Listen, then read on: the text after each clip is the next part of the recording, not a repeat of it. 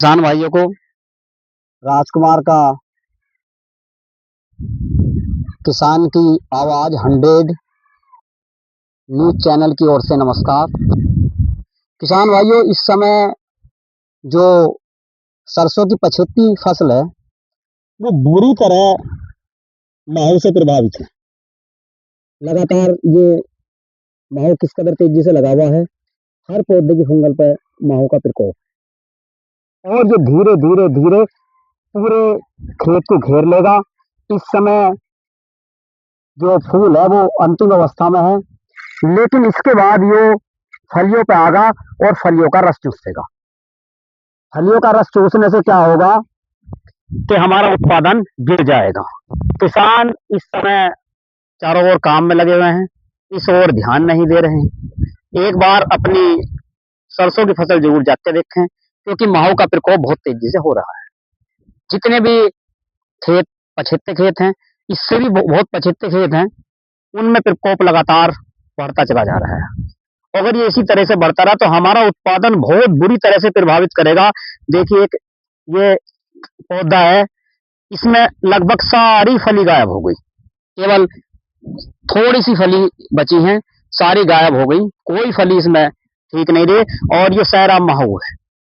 और क्योंकि आज हुआ क्या, महू के नियंत्रण के लिए हमारे पास कई ऐसे कीट थे पहले जो इस महू को खा जाया करते, लेकिन आज वो इस खेत में कोई भी लाल रंग का एक कीट था, वो लाल भृंग जिसका नाम था, वो इसे चुक चुक कर खा जाया करता था।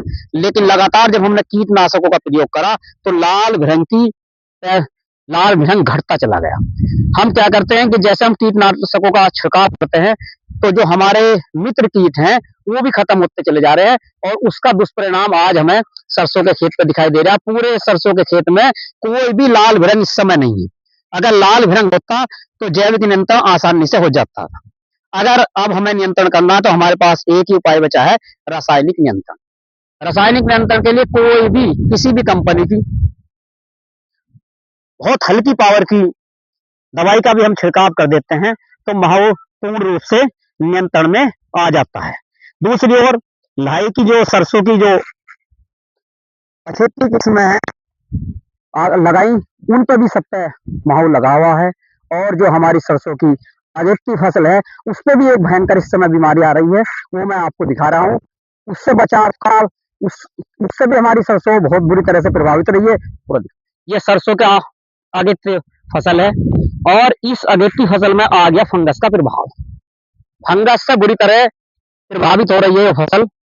लगभग उतनी ज्यादा तो नहीं है, लेकिन लगभग 5% पर फंगस इस खेत में आ चुका। फंगस की पहचान ये पौधा है, ये नीचे सही है, ऊपर इस पे फलियां है, और बीच में आ गया फंगस। और फंगस आने से क्या हुआ, फली ऐसी प्रतीत होने लगी जैसे ये पकई की अवस्था में आ गई, जबकि ऐसा नहीं है, इनका दाना बहुत छोटा है। तो लगभग 5% के करीब फंगस से प्रभावित है। अब इसका कोई नियंत्रण का कोई भी उपाय नहीं करा जा सकता, क्योंकि ये लगभग 8 या 10 दिन में इसकी कटाई हो जाएगी। तो इसमें बहुत भारी नुकसान फंगस का वैसे नहीं हुआ, लेकिन अगर हम समय रहते इस पर छिड़काव कर देते किसी भी फंजीसाइड का, तो छिड़काव करने की जो सबसे बढ़िया स्थिति होती है वो स्थिति ये होती है कि जिस समय सरसों के खेत में कोई बचा हो, जैसे ये खेत है, तो इस समय अगर हम इस पर छिड़काव कर देते किसी फंजीसाइड का, तो ये समस्या हमें देखने को नहीं मिलती।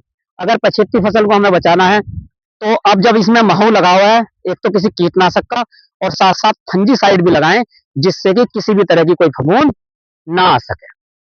सरसों हमारी एक तिलहन की फसल है, और जो हमारे लिए अति आवश्यक है। बहुत कम समय में ये तैयार हो जाती है, और इसके बाद हम इसमें गन्ना लगा देते हैं। तो ये बहुत बढ़िया फसल है, कम समय में तैयार होने वाली फसल है। हमें इसे कीटों से बचाव का विशेष ध्यान रखना होगा। विशेषकर पीछे जो 75 फसल है उसे महू से जरूर बचावें, और अपने जिन्होंने भी 75 सरसों की फसल बोई है अपने खेत को एक बार जरूर जाके देखें, क्योंकि इस समय सभी किसानों का काम चल रहा है, गन्ने की छिड़ाई चल रही है और दूसरे काम चल रहे हैं। अगर वीडियो पसंद आई हो तो लाइक करें, शेयर करें और सब्सक्राइब करें। नमस्कार।